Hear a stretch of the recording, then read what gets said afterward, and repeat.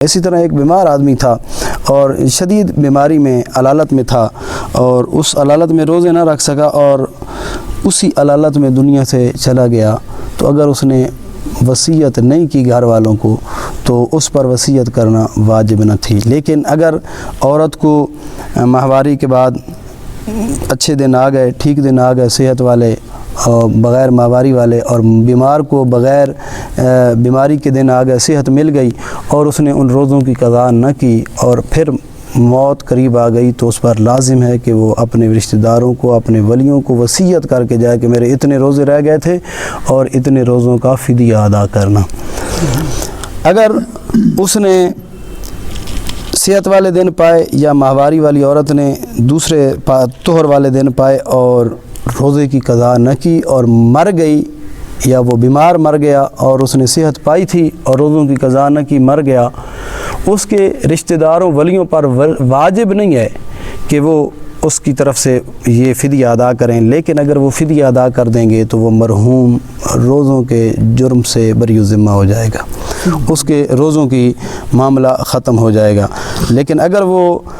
نہ ادا کریں ولی، تو قیامت والے دن ولی مجرم نہیں ہوں گے۔ اور اگر وہ وصیت کر کے جاتا ہے کہ بھائی میرے ترکے میں سے اتنے روزوں کا فدیہ ادا کرنا، اور پھر وارث فدیہ نہیں ادا کرتے، تو پھر قیامت والے دن وارث پکڑے جائیں گے، وہ آدمی بری ذمہ ہو جائے گا۔ اللہ تعالیٰ اس کو اس غلطی کی وجہ سے سزا یا اس کو تکلیف نہیں ہوگی۔ ہر روزے کا فدیہ بقدر صدقہ فطر اور تہائی مال میں وصیت اس وقت جاری ہوگی جب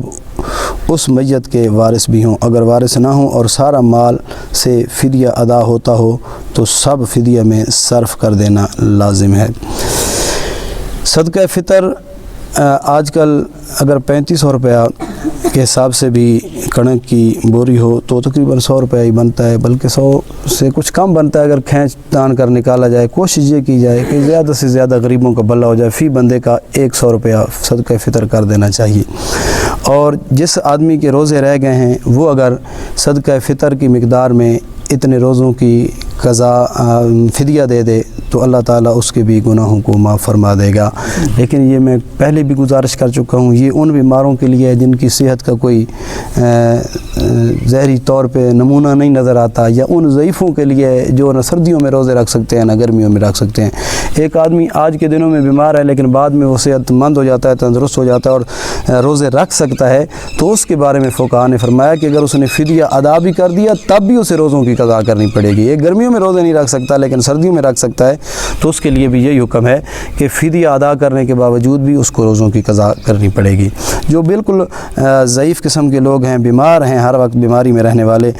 روزہ نہیں رکھ سکتے، تو وہ اگر روزے سے پہلے فدیہ ادا کر دیں، رمضان شریف کے آنے سے پہلے بھی فدیہ ادا کر دیں تب بھی ان کا فدیہ ادا ہو جائے گا، رمضان شریف کے بعد فدیہ ادا کر دیں تب بھی ادا ہو جائے گا۔ اسی طرح کچھ مسائل